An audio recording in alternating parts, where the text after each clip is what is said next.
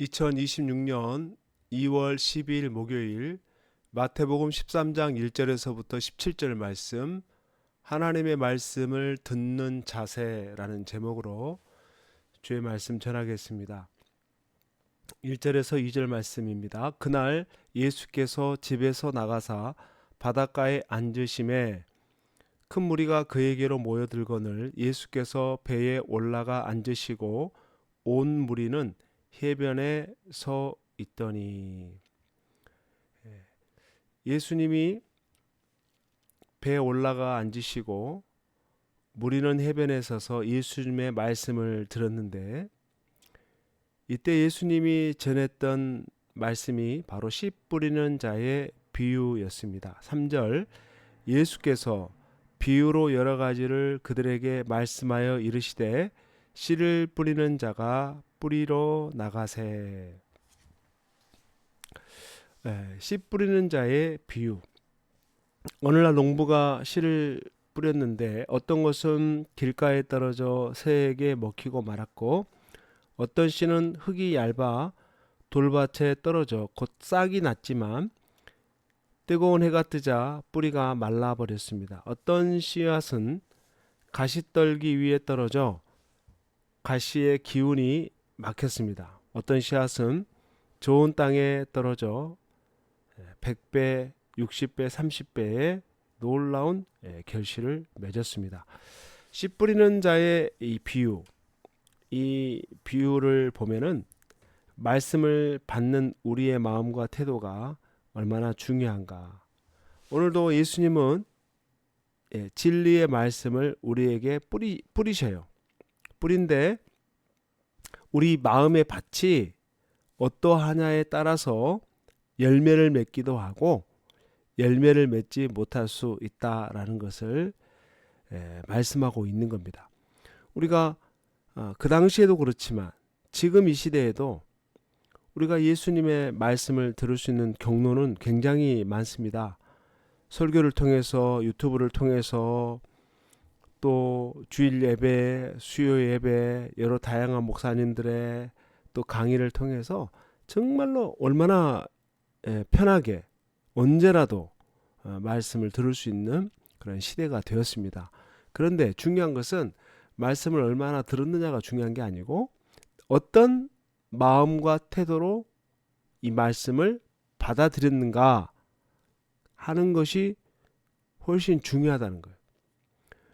좋은 마음으로 말씀을 받으면 열매를 많이 맺지만 그렇지 않은 태도로 말씀을 받게 되면 하나도 열매를 맺지 못한 그런 상태에 처하게 된다라는 것을 이야기하고 있습니다.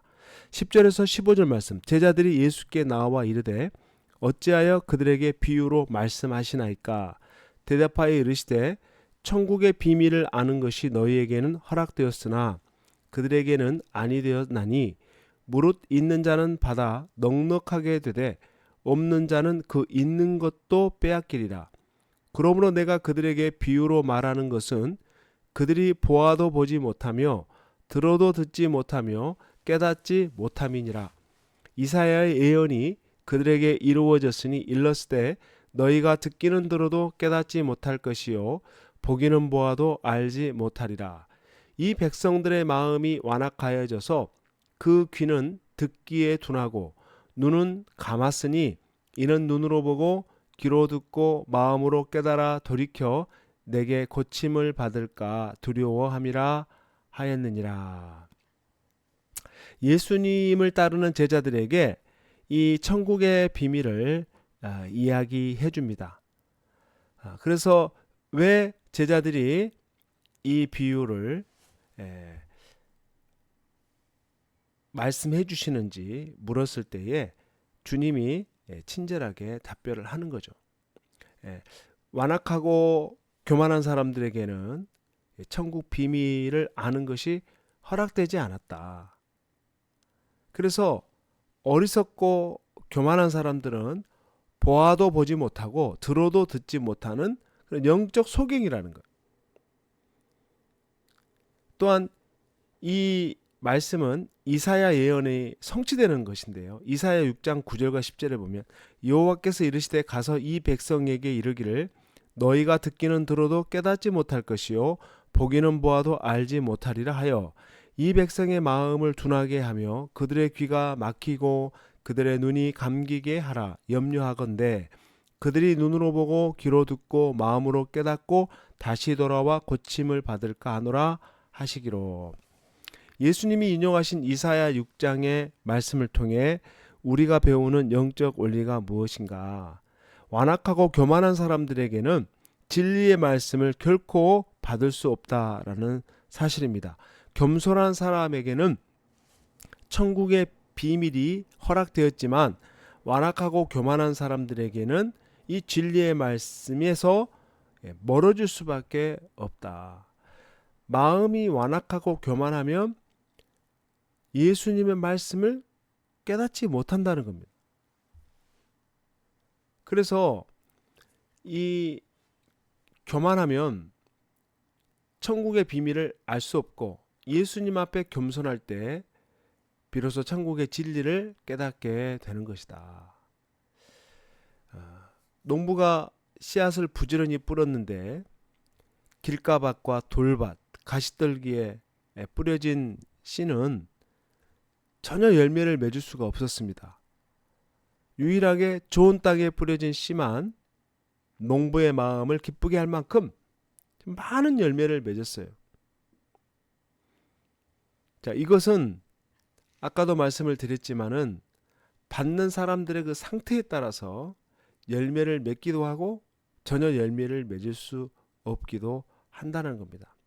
말씀을 듣고 그 말씀을 잊어버리거나 삶에 적용하지 않고 살아가거나 세상이 주는 여러 가지 압력 때문에 하나님 말씀 등한히 여기게 된다면은 결코 제대로 된 열매를 맺을 수 없다.